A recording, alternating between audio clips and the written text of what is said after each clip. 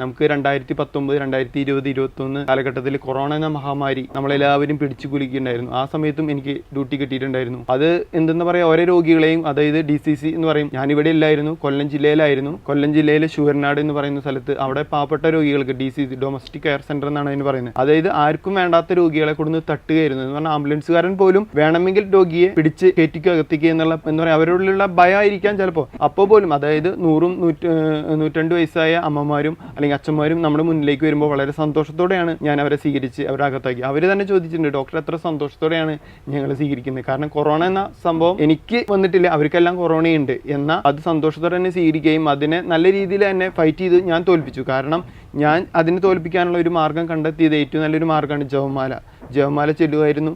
അങ്ങനെ ജപമാല ചെല്ലിയാണ് കൊറോണയെ, എന്നെ എപ്പോഴും ടെസ്റ്റ് ചെയ്യുന്നു കൊറോണ ഉണ്ടോ എന്നറിയാൻ വേണ്ടി. പക്ഷേ കൊറോണ ജീവിതത്തിൽ വന്നിട്ടില്ല എന്ന് തന്നെ എനിക്ക് പറയേണ്ടതായിട്ട് വരും. കാരണം കൊറോണ ടെസ്റ്റ് ചെയ്യുമ്പോൾ ഇല്ല.